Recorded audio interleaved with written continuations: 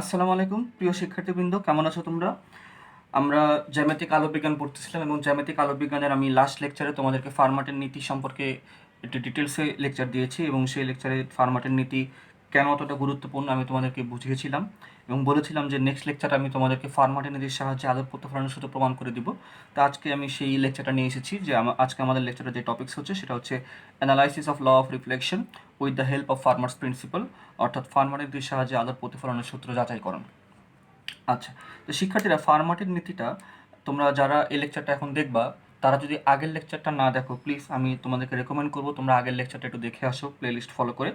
ফার্মাটের নীতি কী ছিল? ফার্মাটের নীতি ছিল যে আলো একটি বিন্দু থেকে আলো একটি বিন্দু থেকে অপর একটি বিন্দুতে যাওয়ার সময় সর্বদা সবচেয়ে ক্ষুদ্রতম পথটা অনুসরণ করবে।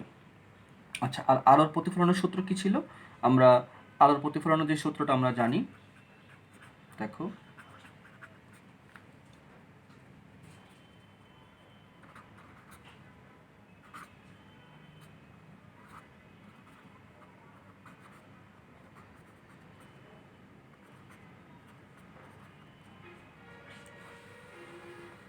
আলোর প্রতিফলনের সূত্র ছিল আমাদের যে আপতন কোণ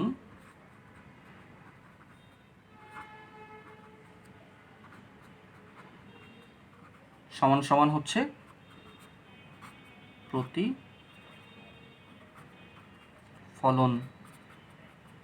কোণ। তোমরা এটা দশম শ্রেণীতেও পড়েছিলা, কিন্তু তখন তোমাদেরকে জাস্ট মুখস্থ করতে বলা হয়েছিল যে যে আলোর প্রতিফলনের সূত্র হচ্ছে আপতন কোণ সমান প্রতিফলন কোণ। সেখানে তোমাদেরকে প্রুফ অতটা দেওয়া হয়নি, কারণ তখন তোমাদেরকে ফার্মাটের নীতিটা পড়ানো হয়নি। তা আজকে তোমরা সেই যে থিওরিটা তোমরা পড়লা বা পড়েছিলা সেটা তোমরা প্রুফটা আজকে দেখবা যে আসলে কেন আপতন কোণ আর প্রতিফলন কোণ সমান হয়। আমি দেখো শিক্ষার্থীরা, আমরা একটা প্রতিফলক পৃষ্ঠ বিবেচনা করি। ধরো এটা হচ্ছে আমাদের একটা প্রতিফলক পৃষ্ঠ।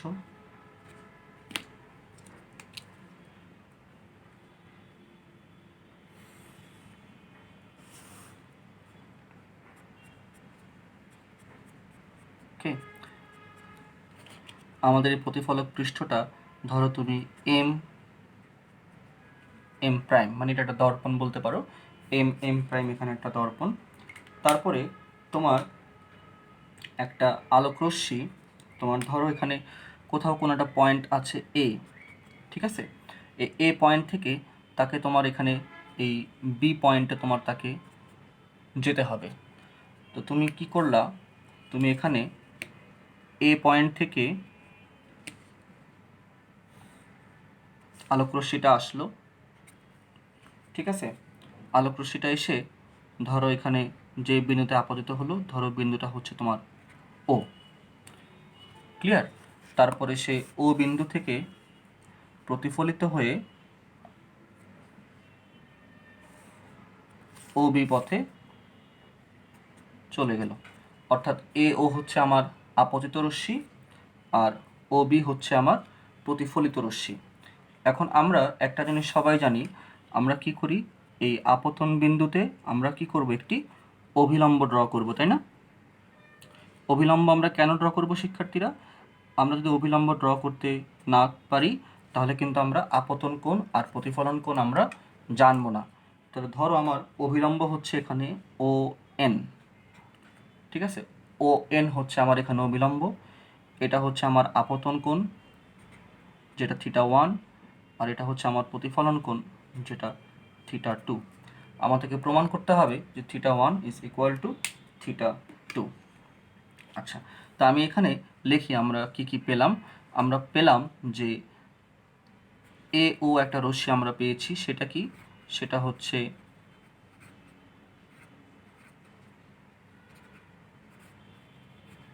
আপতিত রশ্মি। ও বি আমরা যেটা পেলাম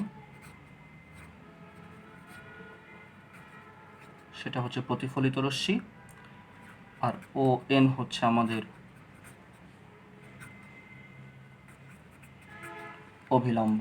ওকে, আচ্ছা, এখন এই জিনিসটা প্রমাণ করার জন্য শিক্ষার্থীরা আমরা জ্যামিতির কিছু হেল্প নেব। আমরা এখানে একটা এ বিন্দু থেকে আমরা একটা লম্ব ড্র করি।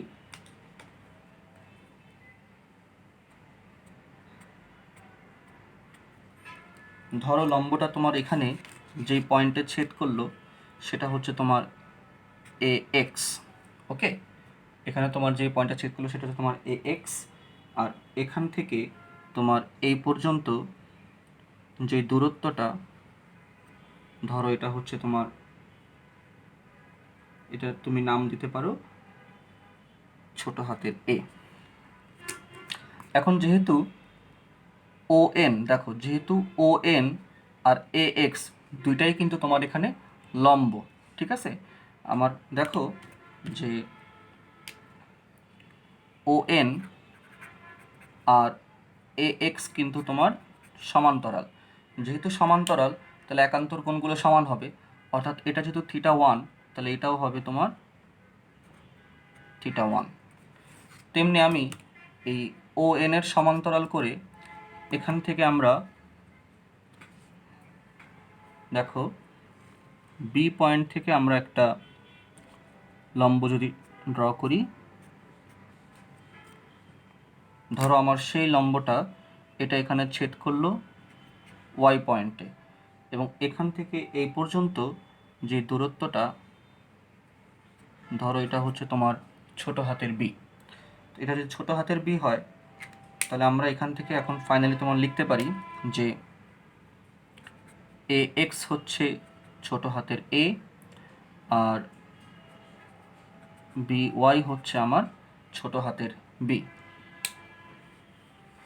আরেকটা বিষয় শিক্ষার্থীরা, এই এক্স থেকে ওয়াই পর্যন্ত যেই ডিস্টেন্সটা তুমি এখানে দেখতে পাচ্ছ, এই পুরো ডিস্টেন্সটা আমরা ধরো নাম দিচ্ছি এখান থেকে, মানে এক্স ওয়াই যেই পুরো ডিস্টেন্সটা, সেই পুরো ডিস্টেন্সটাকে আমরা এখানে নাম দিচ্ছি ডি। ওকে, তা আমার এখান থেকে এই পর্যন্ত যে ডিস্টেন্সটা এটা হচ্ছে ডি। তো আমি তোমাদেরকে এখানে লিখে দিচ্ছি যে এক্স থেকে ওয়াই পর্যন্ত দূরত্ব হচ্ছে আমার ছোট হাতের ডি, আর ও থেকে এক্স পর্যন্ত তুমি যেই ডিস্টেন্সটা দেখেছো, ওকে, দেখো তোমার হচ্ছে যে এখানে ও থেকে এক্স পর্যন্ত যে ডিস্টেন্সটা,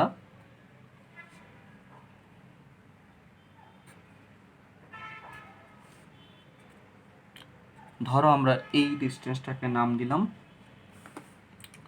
এক্স। ওকে, অর্থাৎ আমার ও এক্স যেটা আমি এখানে পাশে লিখতেছি, ও থেকে এক্স পর্যন্ত যে ডিস্টেন্সটা এটা হচ্ছে আমার ছোট হাতের এক্স। তাহলে বলতে পারবা স্টুডেন্টসটা ও থেকে ওয়াই পর্যন্ত ডিস্টেন্সটা কি হবে, বলো তো দেখি। এই ডিস্টেন্সটা কি হবে,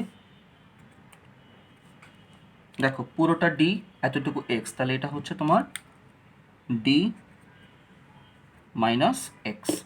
অর্থাৎ আমি এখানে বলতে পারি ও থেকে ওয়াই পর্যন্ত ডিস্টেন্সটা হচ্ছে ডি মাইনাস এক্স। আচ্ছা, তো আমার এই থিওরিটা প্রুফ করার জন্য, সূত্রটা প্রুফ করার জন্য যা যা ডেটা দরকার তা আমি মোটামুটি পেয়ে গিয়েছি। এখন আমি তোমাদেরকে যে জিনিসটা বুঝাই, যে আলো এ বিন্দু থেকে ও পথ, মানে এ বিন্দু থেকে তার টার্গেট কি বি বিন্দুতে সে যাবে। আবারও খেয়াল করো, আলো এ বিন্দু থেকে ও বিন্দু হয়ে বি বিন্দুতে যাচ্ছে, তাহলে আলো, দেখো আলোর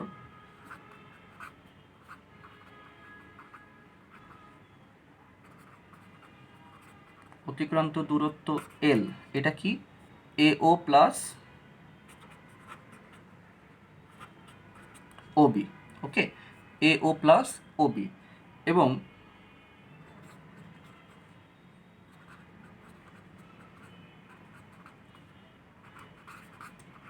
ফার্মাটের নীতি অনুযায়ী শিক্ষার্থীরা, ফার্মাটের নীতি অনুযায়ী এল কি ক্ষুদ্রতম, তাই না? ফার্মাটের নীতি অনুযায়ী আমার এই এলটা হচ্ছে ক্ষুদ্রতম পথ। ওকে, ক্ষুদ্রতম পথ মানে কি, দেখো এখানে কিন্তু আরও অনেকগুলো রাস্তা থাকতে পারতো, বাট আলো এ থেকে ও হয়ে তারপর বি বিন্দুতে যাবে, মানে এই পথটাই সবচেয়ে ক্ষুদ্রতম। ও বিন্দু ছাড়া অন্য যে কোনো পয়েন্ট দিয়ে যদি আলোটা যায় আমরা ধরে নিচ্ছি সেই পয়েন্টটা ক্ষুদ্রতম হবে না। ও বিন্দু ছাড়া, কথাটা আবারও বুঝো, ও বিন্দু ছাড়া অন্য যে কোনো পয়েন্ট দিয়ে আলো যাক, প্রতিফলিত হোক, সেই রাস্তাটা ক্ষুদ্রতম হবে না। তাহলে একমাত্র ক্ষুদ্রতম রাস্তা কোনটা? আলো এ থেকে ও হয়ে বিতে যাবে, মানে এ ও বি এই পথটাই ক্ষুদ্রতম। অর্থাৎ এল নির্দিষ্ট বা ধ্রুবক, তাই না? মানে আমার এই পথটার যে যোগফলটা, যে এ থেকে ও পর্যন্ত আর ও থেকে বি পর্যন্ত আমি যে যোগটা পাবো, ঠিক আছে, আমি যে এই যোগটা যেটা আমি পাবো এটা একটা ধ্রুব সংখ্যা হবে। ধ্রুব সংখ্যা হবে না, কারণ যেহেতু এই ও পয়েন্টটাই সবচেয়ে ক্ষুদ্রতম, অর্থাৎ আলোকে এ থেকে ও হয়েই তারপর বিতে যেতে হবে, তাহলে এটাতে আর কোনো ভ্যারিয়েবল নেই। তাহলে আমি এখন এখান থেকে দেখো যে জিনিসটা বলতে পারি, আমরা যে ত্রিভুজ এ এক্স ওতে, ঠিক আছে, ত্রিভুজ এ এক্স ওতে তুমি দেখো তুমি কি পাচ্ছ, এ ও হচ্ছে অতিভুজ, তাই না? এ ও হচ্ছে অতিভুজ, তাহলে তুমি পাচ্ছ এ ও স্কোয়ার সমান সমান x O square plus a x square. যেটা তোমাকে কি দিচ্ছে?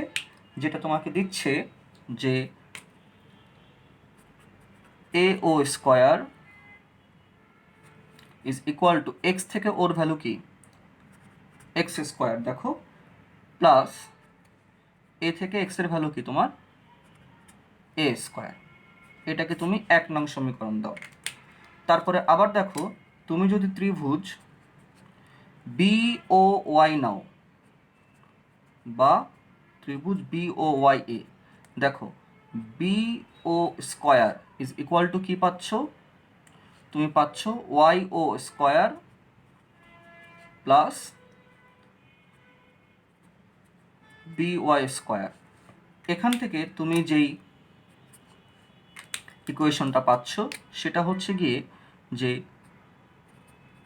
B O square is equal to তোমার ওয়াই ওর ভ্যালু কি D minus x whole square plus B Y হচ্ছে তোমার বি স্কোয়ার। এটা হচ্ছে তোমার ইকুয়েশন 2। আমরা এই জায়গাটা যা যা পেয়েছি তা আমরা সাইডে রেখে দিই। আচ্ছা, এখন শিক্ষার্থীরা, যেহেতু এল ধ্রুবক, খেয়াল করো, যেহেতু এল আমার ধ্রুবক, তাহলে আমি যদি এখন এলকে ব্যবকলন করি, ঠিক আছে, তাহলে আমি কি পাবো? আশা করি তোমরা সবাই ডিফারেন্সিয়েশন পড়েছো। তাহলে দেখো আমি এখানে যদি অন্য কালার ব্যবহার করি,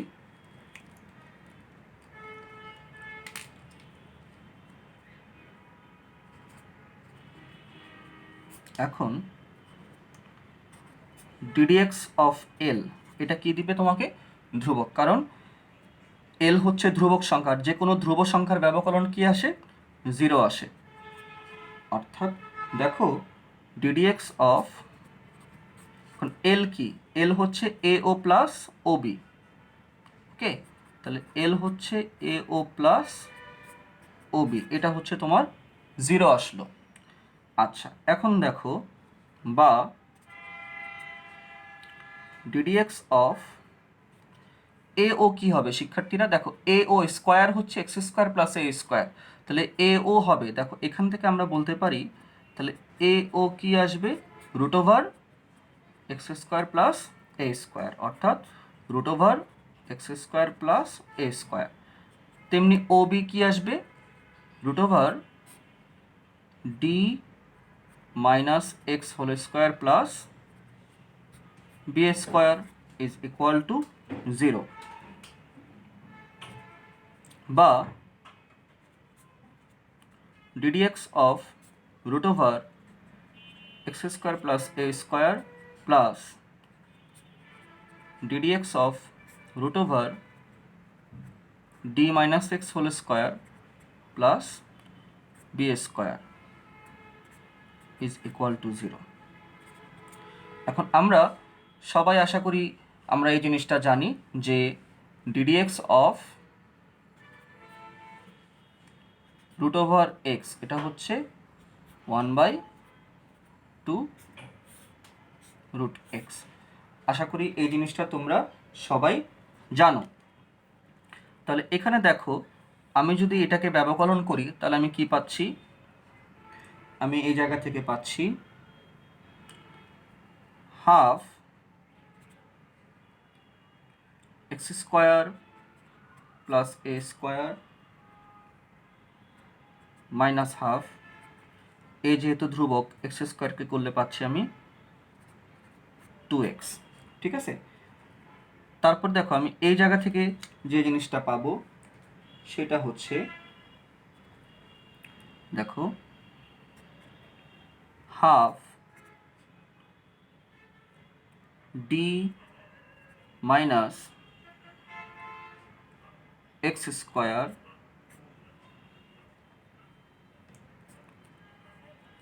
প্লাস বি স্কোয়ার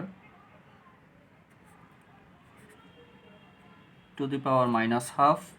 আর এখান থেকে আমি যদি করি তাহলে পাবো ডি মাইনাস এক্স স্কোয়ারকে আমি করলে পাবো তোমার 2d মাইনাস এক্স, এটাকে আমি করলে পাবো 2d মাইনাস এক্স। আর এক্সকে যদি আমি করি তাহলে আমি পাবো বেসিক্যালি তোমার -1, তাহলে আমার এই জায়গায় একটা এক্সট্রা আসবে -1। এখন দেখো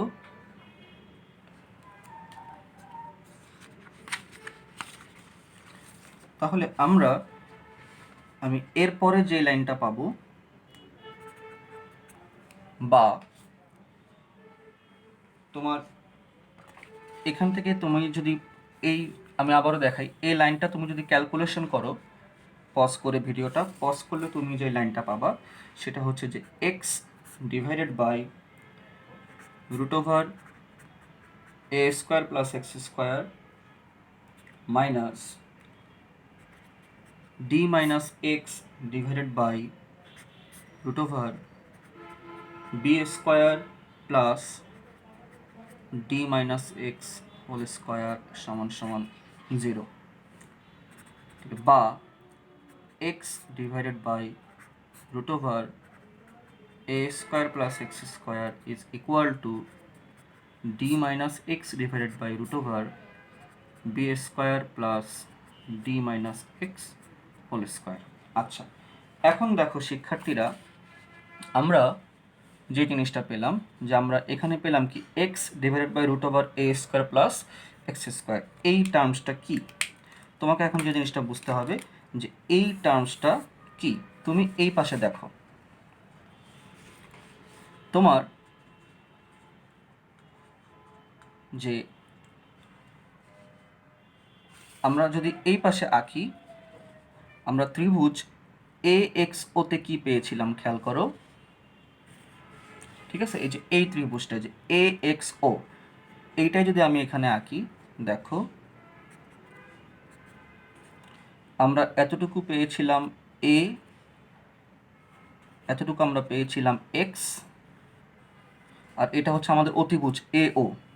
অতিভুজ এ ওকে আমরা কি পেয়েছিলাম, root over x square plus a square, আর এ অ্যাঙ্গেলটা ছিল আমাদের θ1। তাহলে তুমি এখান থেকে বলো θ1 তাহলে কি হবে। দেখো এটা যদি থিটা হয় তাহলে এটা হচ্ছে লম্ব, আর এটা হচ্ছে আমার অতিভুজ, তাই না? আমার ও এক্স হচ্ছে কি, এটা হচ্ছে আমার লম্ব, আর এটা কি আমার অতিভুজ, তাই না? তাহলে আমার লম্ব বাই অতিভুজ কি দিবে আমাকে, সাইন থিটা, অর্থাৎ আমি এই জায়গা থেকে পাচ্ছি সাইন θ1। এবার আসো এই পাশটাতে, তুমি যদি আসো দেখো এই পাশটাতে তুমি কি পেয়েছিলা, এটা ছিল তোমার বি ওয়াই ও, তোমার এই অ্যাঙ্গেলটা যেটা, এটা ছিল θ2। ঠিক আছে, তোমাদের এখানে যে এই অ্যাঙ্গেলটা যেটা, এটা ছিল θ2, কারণ একান্তর কোণ ছিল। তারপরে দেখো তোমার এই জায়গাটাতে বিও কি ছিল শিক্ষার্থীরা, যে বিওকে কি লেখা যেত, রুট ওভার, এটাকে লেখা যেত root over d minus x whole square plus b square. আর এতটুকু ছিল তোমার বি, আর এতটুকু ছিল তোমার ডি মাইনাস এক্স। তাহলে এটা যেহেতু কোণ, তাহলে এটা কি তোমার লম্ব, আর এটা হচ্ছে তোমার অতিভুজ। তাহলে তুমি দেখো তুমি কি পাচ্ছ, এই যে লম্ব, দেখো উপরে ডি মাইনাস এক্স না, তাহলে উপরে ডি লম্ব বাই কি পাচ্ছ তুমি অতিভুজ, এই যে B square plus D minus, তাহলে এটা কি তোমার সাইন থিটা টু।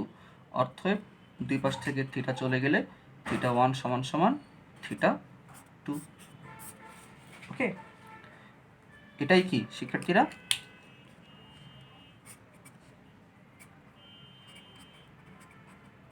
ইহাই আলোর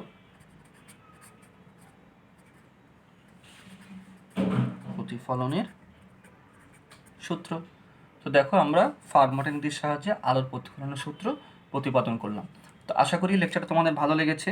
ঠিক আছে, খুব ইনফরমেটিভ একটা লেকচার, কারণ থিওরিগুলা এখন বাচ্চারা পড়ে না, বাট থিওরিগুলো যদি শেখা হয় তাহলে সেখান থেকে ক্যালকুলাস এবং ফিজিক্সটা বুঝতেও খুব ভালো লাগে। ঠিক আছে, তো শিক্ষার্থীরা আজকের ক্লাসটা এই পর্যন্তই থাকলো। আমি নেক্সট লেকচারে তোমাদেরকে আরও কিছু ইম্পর্টেন্ট জিনিস দেখানোর চেষ্টা করব। তো সেই পর্যন্ত ভালো থাকো, আল্লাহ হাফেজ, আসসালামু আলাইকুম।